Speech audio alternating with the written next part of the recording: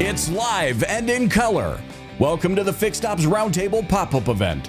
Here to get the show on the road are our hosts, Ted Ings, Sarah Van Tyne, Katrina Ness, and Vanessa Collins.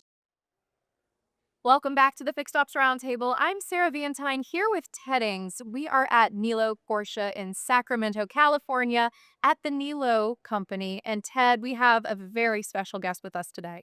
We do. And obviously, we're very grateful to Tully to bring us all together. But at the Niello Company, it's a real special treat when we get to meet Rick Niello. Rick, thank you so much for being with us here today. Well, thank you. And I'm delighted to have you and your company here representing yourself today. So thank you. We're delighted to have you. Rick, your family, the Niello Company, 104 years in business. What a commitment to the community. Take us back and tell us a little bit of the heritage of your company. Okay, well, our company was formed in 1921, and by my grandfather on my father's side. He was a Packard Tercero dealer in San Francisco. So that company was around till about 1953, and then my father was working in San Francisco and had an opportunity to get a Volkswagen franchise in Sacramento in 1955. And of course, most people didn't know what a Volkswagen was in 1955, but as we all know, I think everybody probably in this room has a Volkswagen story in their hip pocket. But Volkswagen started off and did very well, and basically that was our starting point here in Sacramento.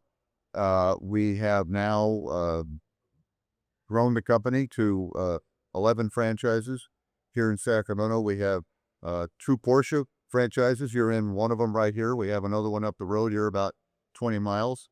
Everything we have is in Sacramento. We have 2 BMW dealerships. One has Mini. We have 2 Land Rover Jag dealerships, Volvo, Acura, Audi, and Volkswagen. So we're generally at the upper end of the market. We employ about 750 people. I think I have that right. And we take a strong position in our community. And that's kind of where we are today, and thank you for asking. Rick, we've heard so much today from your people about the core values of Niello. Would you mind telling No, I would be happy to. I always like to have my little reminder card here. But the core values, we formed these about 35 years ago, maybe 37 years ago, quite a while back, and we've never changed them. We have stuck with them. All of our employees generally carry a card, and they're in all of our buildings, and you can see them up here on the wall. And they're very, very important to us because I tell our people that we are in the people business. Anybody can buy a car wherever they want, but for us to stand out means that we have to have people that are engaged, enthused, and that follow these core values. So I'll read them off. We are a team. We respect each other. We encourage self-improvement. We hold high expectations. We embrace change. We enthusiastically value our customer, and we support our community. And we are the largest philanthropic giver in the automotive scene in Sacramento. Our mission, we are committed to providing distinctive automotive products and exceptional service while treating our customers and employees with unyielding integrity. And just to kind of solidify that, we have won Best Place to Work from Automotive News 28 times.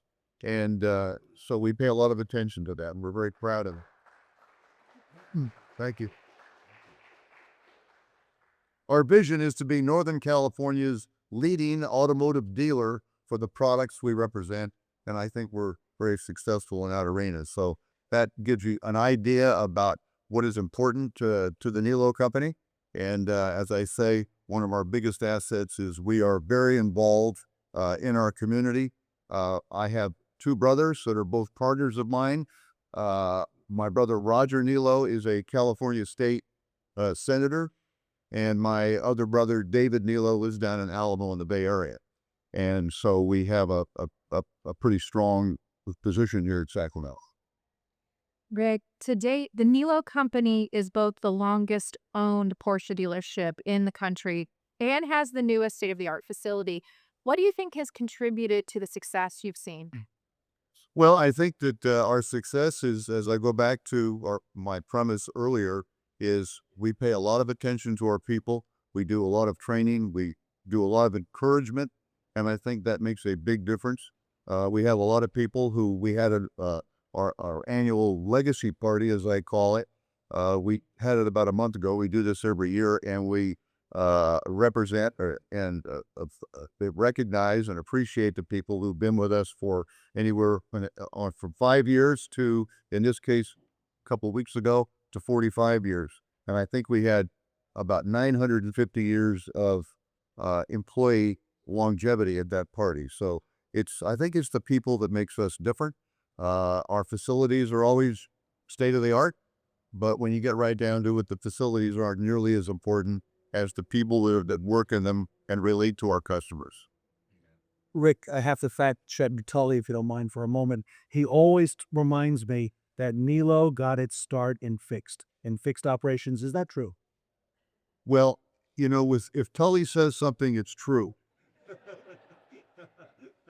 But Tully is a great fixed operations guy, and he's incredibly proud of that. And Tully is right, because my grandfather, who was the Packard Tercero dealer in San Francisco, started as a technician.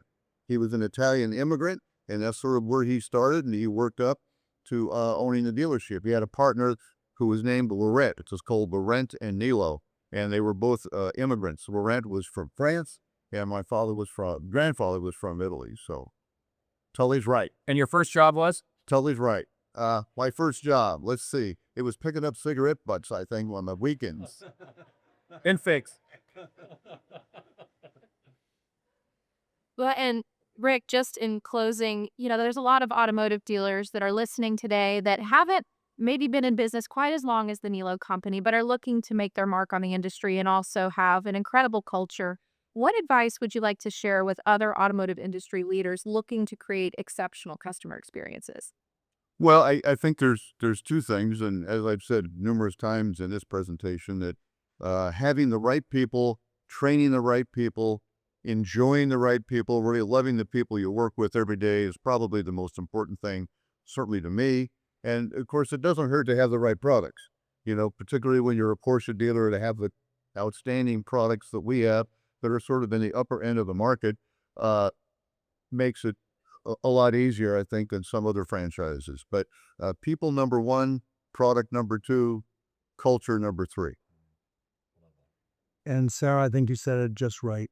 It is an exceptional experience when you walk through the doors here at the Niello company. So Rick, thank you. Thank you. And your family and your people for all you have been. Thank you. Thank you very much. Everybody, we are here at the Niello company. We are in Sacramento, California. We are with Rick Niello and Tully Williams. We're going to highlight the great people of the Niello organization on this trip around the Fixed Ops Roundtable. Stay with us, and we'll be right back.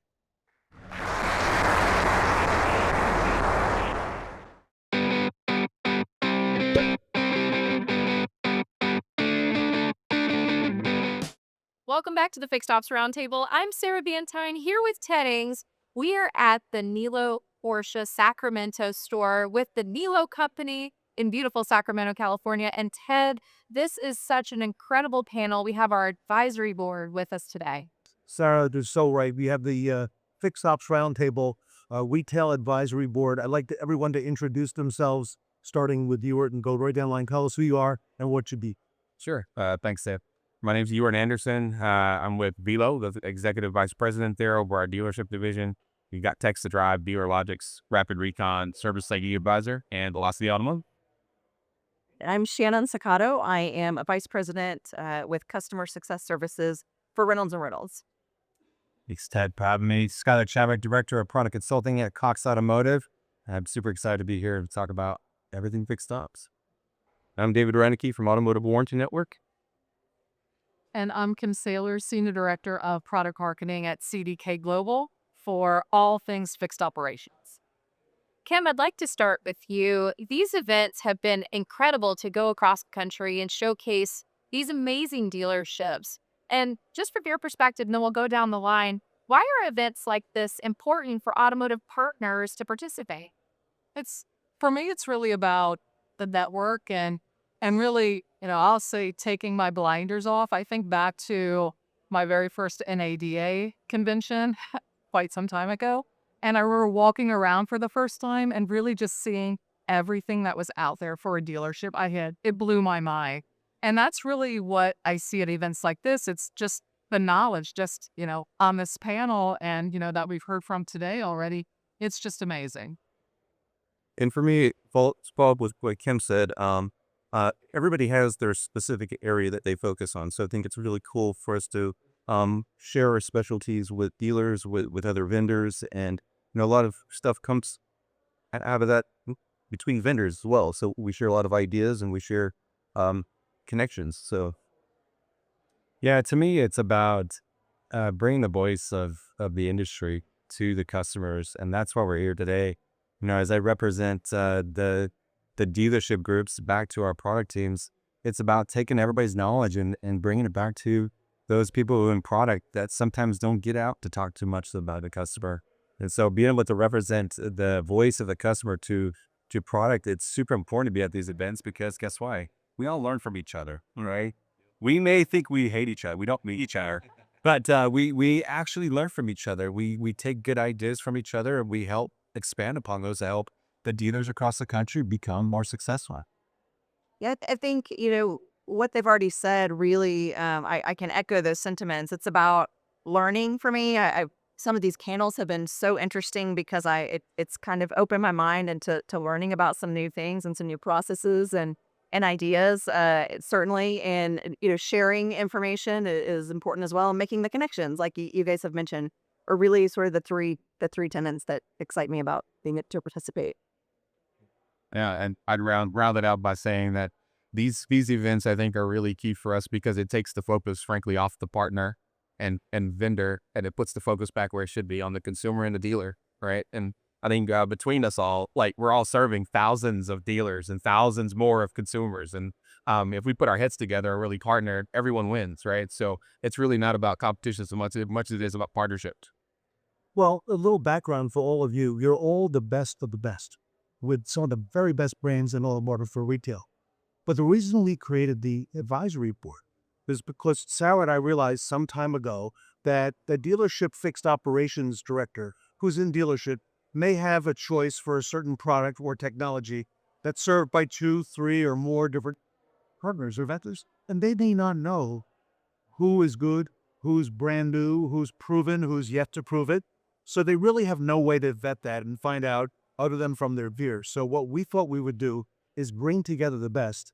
And then whenever we have a question, which I think I called everybody here at one time or another, and said, what do you think about so-and-so? We want to make sure that everything on the roundtable is vetted, all right? And that when people watch the Fixed Ops Roundtable, they can have confidence in knowing that the product that they're hearing about or talking about, is actually in use and works and has a really good background. So that's kind of why we did this. And we wanted you to be our help with that. So Ewart, if I can come to you, what advice would you have to those people watching today about getting involved and learning more about fixed ops? Because it seems it's gaining more traction as time goes on. What advice would you give to viewers? Yeah, I think number one, it'd be to prioritize fixed ops differently than they have in the past. Fixed ops at the end of the day, like, is what drives a ton of profitability and definitely the most retention as it relates to the consumer base to a dealership. And sales is sexy and it's loud and it's exciting, but at the end of the day, fixed ops is consistent and has a huge profitability opportunity for, for every consumer and every dealer involved. So I'd say the prioritization of that is number one. And then finally, I'd probably round that out by saying that, challenging themselves on how they do business every day from a visibility perspective. Like face reality. If your turn on vehicles is not what it should be from a reconditioning perspective, challenge it. If your customer experience is not great, challenge it. Like, face it, right? So those 2 steps would be great. Excellent. Shem. Yeah, I would say, I think your original question was, what would I encourage people to become involved? And certainly I would. There's no downside. Learning about different processes and procedures, but kind of to piggyback, you understanding and utilizing what you have, really making use of your resources, and making sure that the software that you do have, that you're utilizing that to the best of its ability to get you the gains that you want to and need to see, making sure that you're making the most of what you've got. For sure. And to your point earlier, it's amazing to sit here and listen and watch and hear the people who speak and be able to take notes ourselves. Okay, you know what? That was a good idea, or that's a new way to look at it. I think we're students as much as everybody else in those. Scott. Yeah, you know what? We've got to let go of our egos sometime, and we really got to set ourselves back and just open our horizons sometimes to fix ops. And yeah, sales is sexy. Yeah, it is, right? But reality is that really what keeps the customer coming back for the next vehicle to buy or purchase, it's a service department. So fix ops plays such a pivotal role in what you're doing on your day-to-day work, right? And be open, right, to learning and to developing yourself in fixed ops. So those dealerships that are more focused on sales, focus on fixed ops, because guess what? We're projecting that new car sales are going to be up this year from Cox Automotive. And what does that mean? That means more service customers and more reconditioning capabilities that you need to build your strategies around that. So you need to be educated to be able to handle the actual type of business that's going to be hitting the dealerships today. This year. And I would say trying new things, new processes, new ideas. The way we did it, 10 years ago, or I've been doing it for 20 years this way, isn't always the best way. But, I mean, there's new products out, there's new services out. So just be open to trying new things and new services and that kind of thing. So. Yeah. And I would, agree with everything. Dive right in, fixed ops. When the economy goes down, fixed ops is still what's keeping the dealerships alive and keeping them moving. So the more you learn about fixed ops while things are good, that just is going to help you when something, and the economy is bad, sales are flat. It allows your dealership to just thrive. That's true. Well, I want to thank everybody here for being a Fixed Ops Roundtable partner and for being on our advisory board and helping us to advance Fixed Ops. And hopefully we're able to help you as well. And Sarah, what a great honor to have her. It's incredible to be here with this great group. Yep. Shannon from Reynolds, Skylar from Cox Automotive, David Weinicke from Automotive Warranty Network, Ewart from Velo and some great brands, and of course Kim Saylor from CDK Global. Thank you for the thank you. Thank you. I'm Ted Ings. I'm here with Sarah Van Tyne. We are at the Niello Company in Sacramento. So much more to come. We will be ready. Right.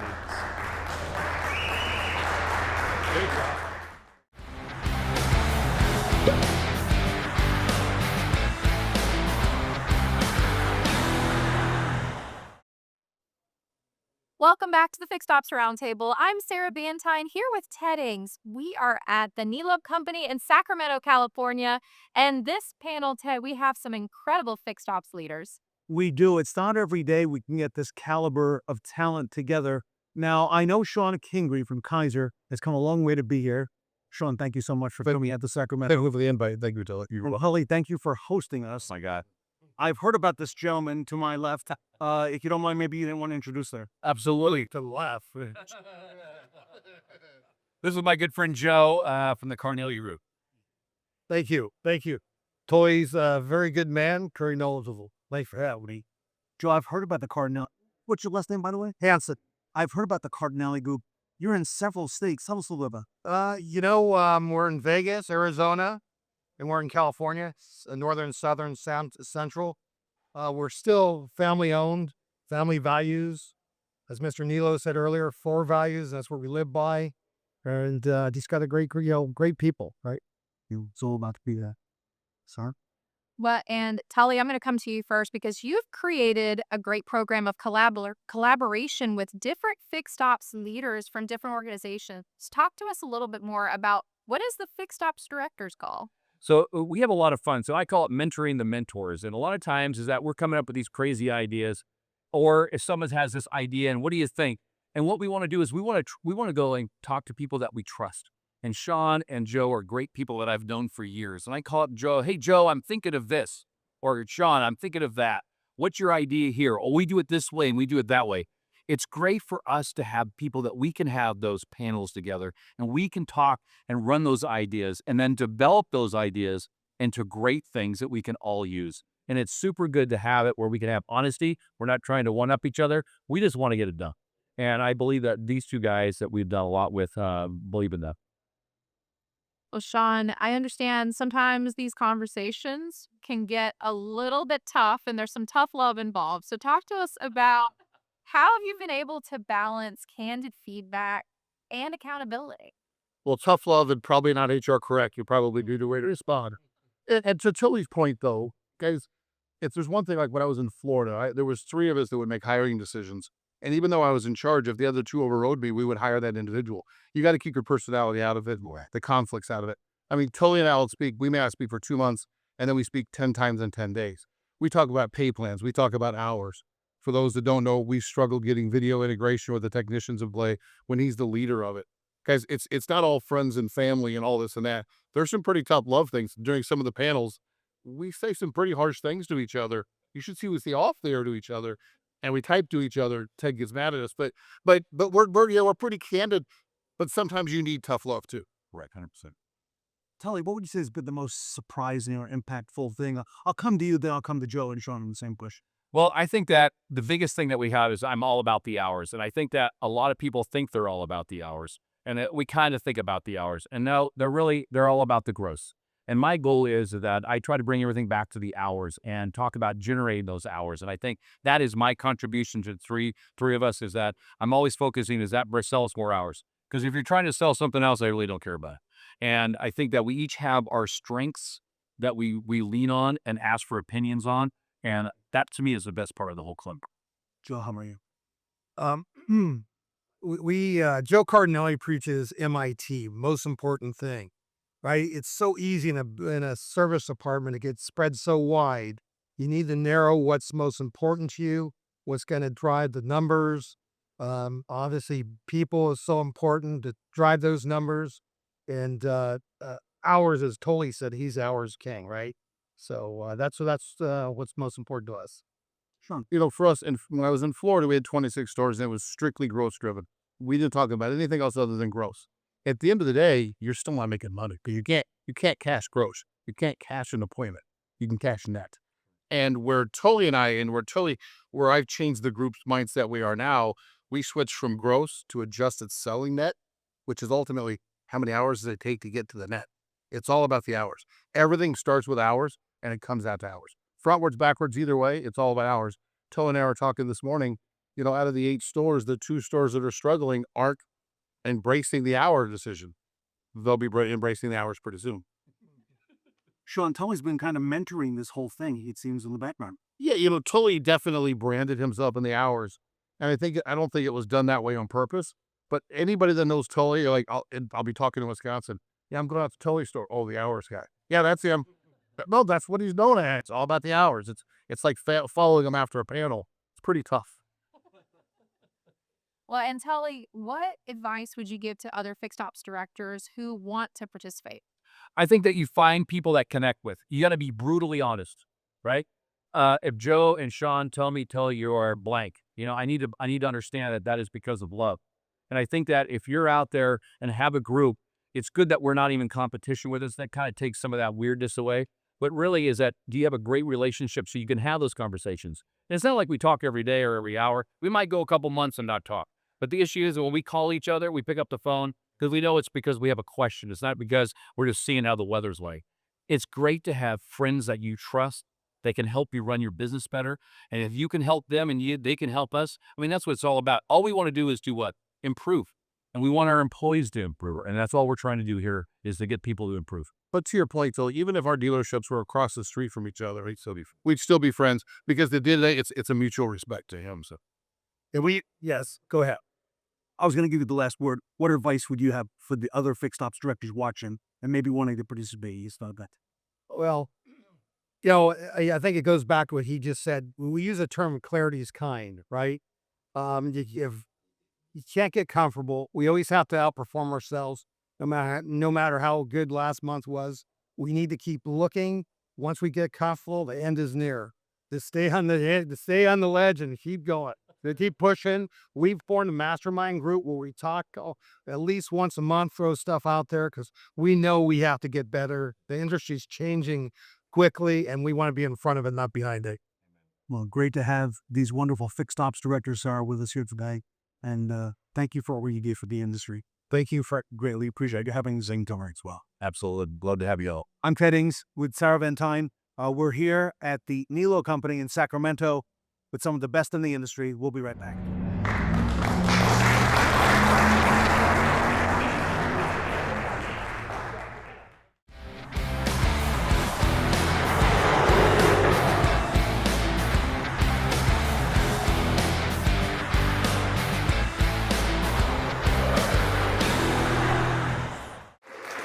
Hello, everyone, and welcome back to the Fixed Ops Roundtable. I'm Katrina Ness, joined by Sarah Van Tine, and we are here at the Niello Company's newest Porsche store. It is beautiful, and it has been a fabulous start to our day so far. Katrina, you are so right. And this panel, we're going to be talking to the Millionaire Service Managers and Service Writers team. Everyone, if you'll just go down the line, please introduce yourself to our audience today. Hi, I'm Joe. I'm the service manager at Porsche Rockland. Been with the company about 9 years. Hi, my name's Eric, Assistant Service Manager of Porsche Rockland. I've been with the company about 1.5 years. My name is Chandra. I'm the Assistant Service Manager at the Acura store. I've been here about 12 years. My name's Casey. I'm over at the Niello BMW Sacramento location. I've been with the Niello company about 7 years. My name's Scott. I'm the service manager at the BMW Sacramento store. I've been with the company for about 39 years. Wow, so some big numbers in there. You guys must love your jobs here, and I wouldn't blame you either. So tell us how you guys got started with the Niello Company. Jill, So I started as a service advisor at BMW. Then I was moved up to the assistant service manager, and now I am the service manager at Porsche. So kind of a progression through the years there. I feel like I simply just lucked out. The company I was working for changed hands, and I applied to Porsche Rockland, and from there it's been history. Just excited to be here. I started as a service advisor assistant at Acura and just moved my way up from a writer to assistant service manager. I started as a lot porter, washing cars, parking them, and moved my way up to assistant service writer or internal service writer, and then became a full-time advisor off the bat. So, of course, of 7 years. I did the same. I started out washing cars, worked my way up through the service drive, worked a little bit in the parts department, back to the service department, doing quality control, dispatching, and then the bulk of my career was writing service. And once got to that point, I moved on to a service manager position. Wow, so you all have very impressive growth paths within the Niello Company, right, Sarah? Yes, and I'd love to get your perspective too, because one of the things that Tully had talked about with the Niello Company has been the opportunity that you've had to mentor others and really also pass the baton and the torch. So, Joe, I'll start with you. How have you seen mentorship and really the evolution of training evolve? So when I started, I was lucky to have Scott as my service manager. He kind of showed me the Niello way, coached me to, become a leader and so forth. And I take that now and I send it down to my advisors and just coaching everybody and, our monthly reviews that we do and getting everybody, excited to come to work. It's a great place to be. Yeah, I feel that being with this company is definitely been a great opportunity for me to coach up-and-coming advisors. I've been doing this for a long time. Just really excited to see what the future has to hold. Yeah, when we coach, we're out there with the advisors every day. We are in the repeat referral business, so we want to capture that. People embrace that. Collect customers. You treat people right, they come back, and it's just a matter of mentoring that.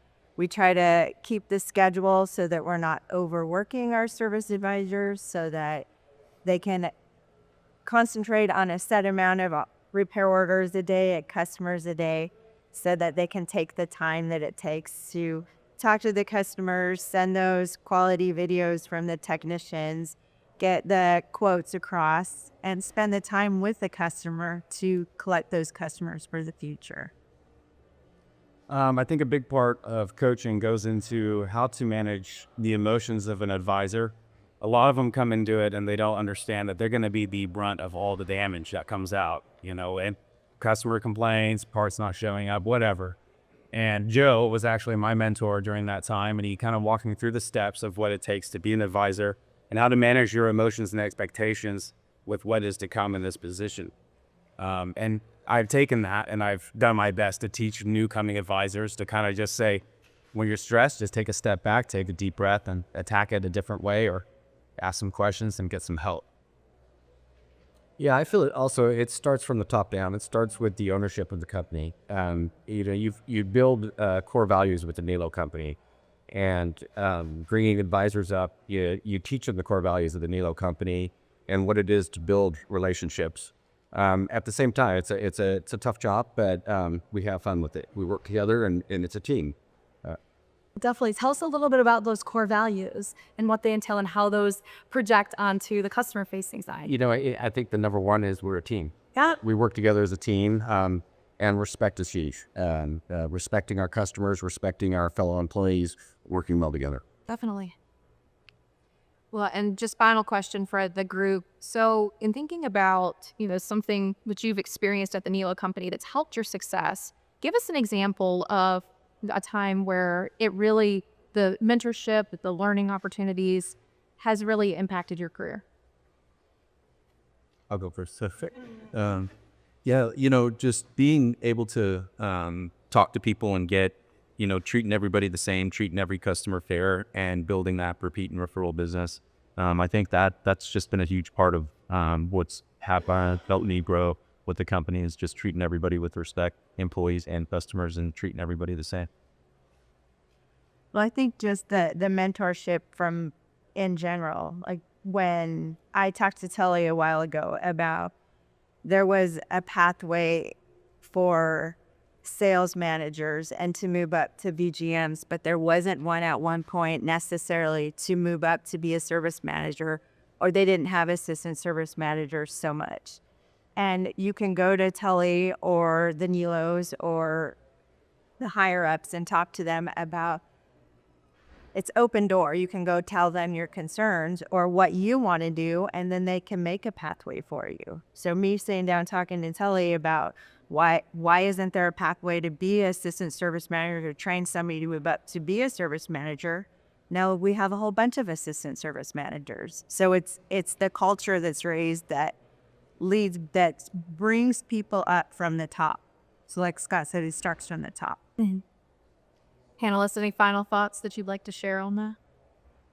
Just a great company to work for. We love the Niello company. Yeah, I'll attest to that. It's the amazing part about this company is how much they care about your family life.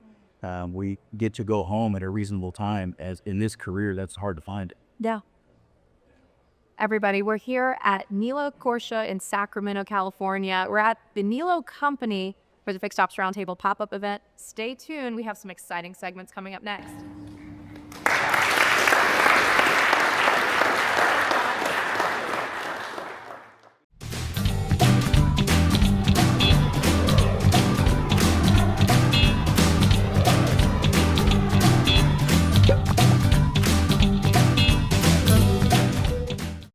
Welcome back to the Fixed Ops Roundtable. I'm Sarah Vantine here with Ted Ings. We are at Niello Corsia Sacramento with the Niello company.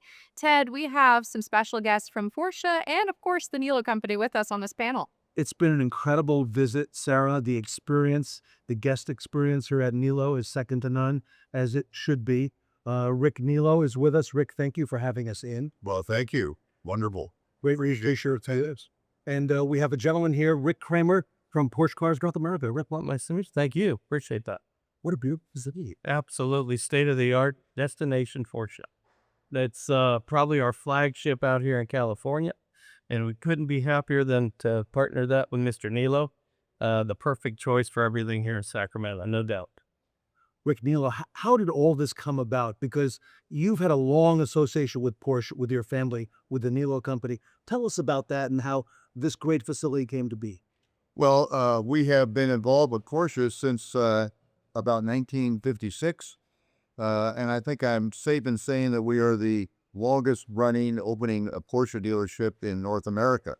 So we go back a long time, and we have been with Porsche since day one, and seeing just tremendous development from a wonderful sports car back in the mid-50s to what it is today, which is the finest car really made. And so we are very fortunate. We have 2 locations here in Sacramento, and they're both state-of-the-art. We just got through discussing some of the issues we have to attend on our older store, which is not really that old. But Porsche has high expectations, and we want to make sure that we fulfill everything they want. We are dedicated Porsche dealers. We love the franchise. We have other franchises that are very important to us as well, but Porsche is the pinnacle of success. So we look at this as a great opportunity for us, and Rick's been very helpful in getting us to where we are today. In Rick Kramer, Porsche customers have the highest of expectations. Talk to us about that. Absolutely, and you'll note in our CSI scoring that we strive to be number 1 in the land annually, and be note that is important to us to that level where there is a lot of vested stake for the dealer to achieve that goal and provide that experience to our customer. And you didn't really leave anything to chance, okay? In the design and the creation of this facility, there's a lot that has gone into this for us to be even here today. Absolutely. This is, like I said, we call this our destination Porsche design. This is an update to what Rick has in Rockland, and that will be soon to be updated as well within the next year or two to this same design intent. And this is what you're seeing globally around the world for the brand. It's an experiential center for the customer now.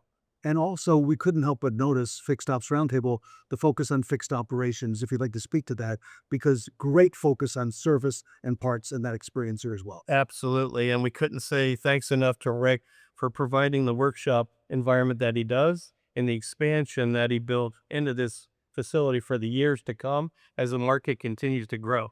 People like Tully, the team here at Porsche Sacramento are top notch, as you probably know and have shared already with the audience, and we couldn't ask for it to be any better for our customers. Rick Niello, that workshop is amazing you have back here. Yeah, we're really proud of the workshop, and we have something unique. We have a viewing window, so every Porsche customer that brings their car in here can see it being worked on.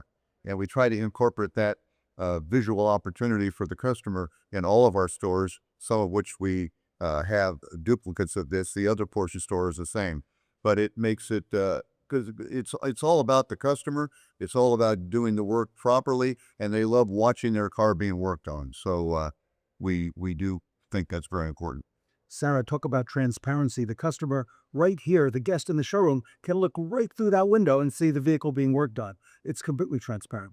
Everything is incredible here at Porsche Sacramento. And I mean, one of the things, Ted, that has really stood out to me has also been the people. And Rick Niello has created such an incredible team and culture here. Rick, you want to speak to that? Because, again, that goes back to the core values and everything you've helped instill. Well, I think I covered the core values earlier. They're up on the wall here. All of our employees carry a card. I should have them stand up and wave your card around, but I'm going to do that. But we obviously have worked on these for years. And as I said earlier, I could be repeating myself, but essentially we're in the people business because anybody can buy a Porsche anywhere they want, or a Volkswagen or an Audi or a BMW. But to make that happen here at this dealership, all of our people have to have a bond and a relationship with our customers. And I think we strive to be the best in that arena, and we're always working on it.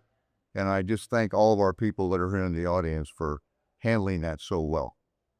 Rick, you've got so many great locations, structures, and a commitment to the customer, okay, with this luxury experience, second to none. And combine that with what you just said, the core values at Niello. We see the guests here absolutely love your people and the experience here. Well, thank you. There could be no higher compliment than that, and I certainly appreciate that. That is our goal. We all work very hard to maintain a relationship with our customers and our employees. And, it's a constant job, but it's very easy when you love what you're doing. And it shows. Thank you.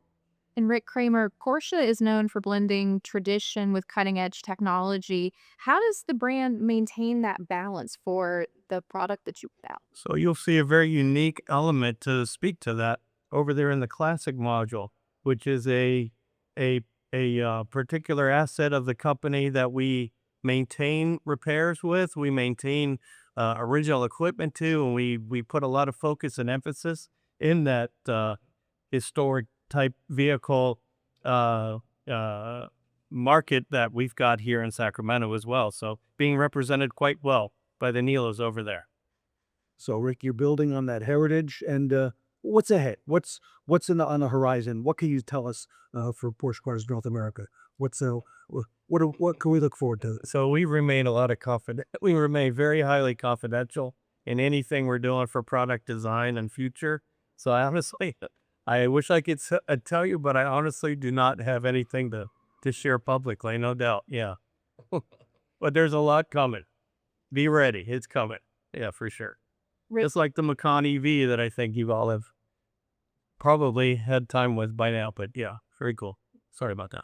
Rick Niello, it's incredible to see just the experience that both the employees have at the Niello company and the customers receive. But how do you blend some of the pieces with the strategy to fit the unique tastes and expectations that the customers have with Porsche? Well, I think that begins with company culture and company training and relationships with your employees. Because if you don't have those three elements, it's really hard for the employee that we have or the employees that we have to maintain a relationship with our customers. And I think we spend a lot of time and a lot of effort on maintaining that relationship. And I think our people really do an outstanding job. All right. Well, Rick Niello, Rick Kramer, thank you so much for having us in and hosting us, being great hosts. We have a lot coming up here on our visit to the Niello Company in Sacramento. Sarah Van Tyne and I will be right back.